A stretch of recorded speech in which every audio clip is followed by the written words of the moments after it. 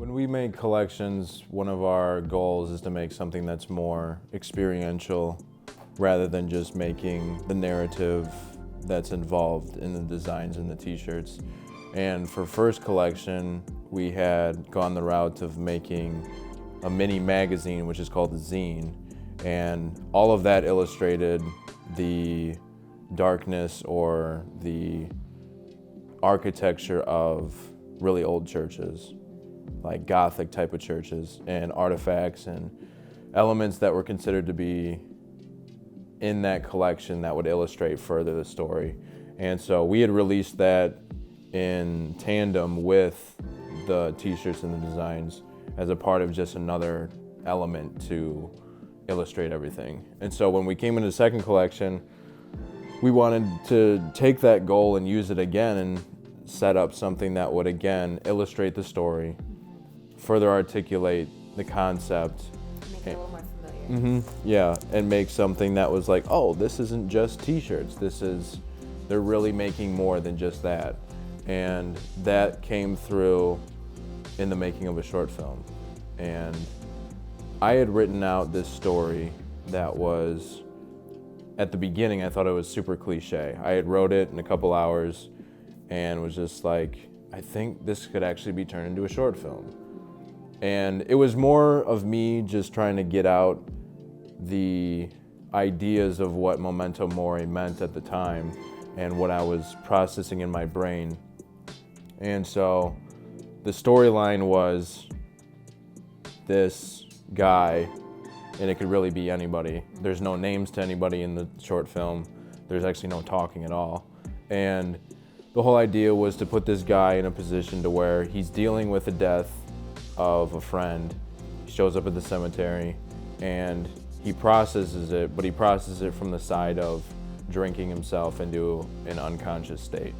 And that for me was more of the mass or the secular, or maybe even just the human way of dealing with death, is we don't deal with it and we'd rather take elements that push us away from it, or at least just deaden the pain and put us in a place where it's like, I don't want to deal with this, but I still need to pay my respects or still have to have some sort of relationship. So it wasn't to highlight drinking, it wasn't to highlight a specific set of coping mechanisms, rather just that everyone does this. This is everyman kind of a character. Yeah. And everybody in some way hits pain, whether it's death or whether it's other extenuating pain just because of life being hard, and we do something to desensitize ourselves because it's just too much to handle and we don't know how to handle it. And so it was kind of a device to just illustrate what we humanly try to do when we're avoiding looking at something hard. So then you move through the story.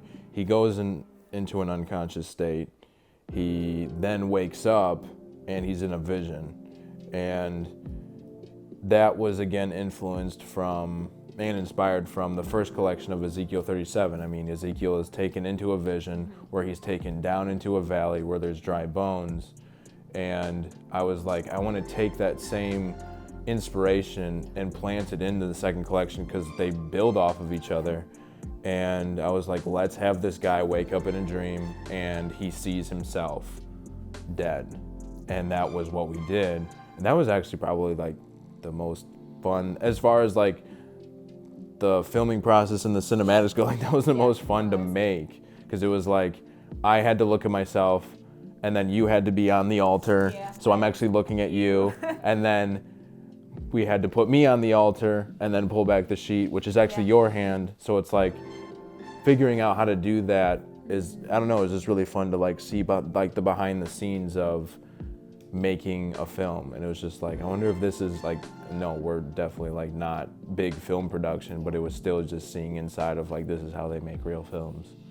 In making the film and like just working through what it goes into taking a screenplay or a script and putting it into real life things, it was something neither of us had done. While I've done a lot of photography, I haven't done any real film work. And so it was kind of a place where we both just enjoyed doing something creatively that we haven't done, and just enjoying part of that process of learning and creating in a new medium and in a new new way was something that was fun. It was fun because it also brought other people in besides just you and I. So that was a fun experience. Right. And something that just like makes it fuller. And I know at some point we've talked back and forth a number of times about just having a vision for what we make be greater than just clothing or just t-shirts or only one vein of media. And so it's kind of like a cool something to come more later. Right. And at the same time, with us making these types of things, it's also a push into, we've never made this before, so why don't we try it? Yeah. And when I had made this, I didn't write this with the intention of me being the actor. Yeah. Like, I'm not an actor. I don't claim to be, I don't want to be. It's the same thing with like me being a model and modeling the first collection. But it was like, if I'm gonna be the one that's like the creative director or the one that's pushing this story, like I need to put myself in the position or in the role of being the person that articulates it and illustrates it. And it was like being able to try something like that was more again of just like a creative endeavor. Like let's make a short film and say that we did it. Yeah. Great. And let's make it profound and let's make it something that people can relate to and see themselves in. Because so many times we are creating from a place that's very personal, and usually we have a very big idea, but our resources are definitely more on the minimal or limited side.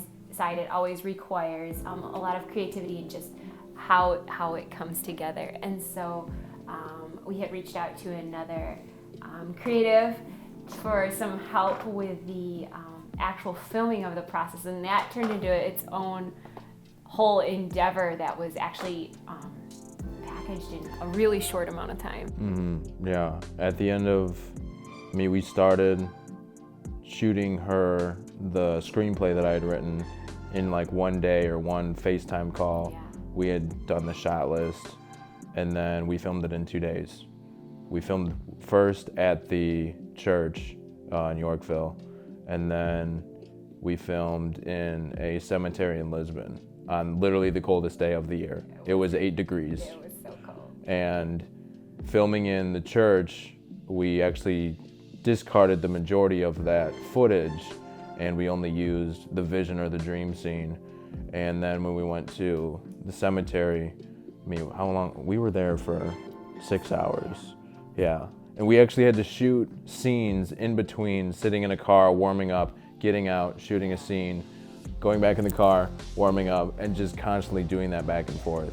As I was acting or as I was trying to get into the idea of this character, it was about just discarding any embarrassment or any ego or anything like that, and just being like, let's make this work so that this story can carry a weight that people can experience. It was probably equally as fun to shoot the short film as it was to really make the whole collection. Like, it was its own experience, and that's what we hope that it carried for people.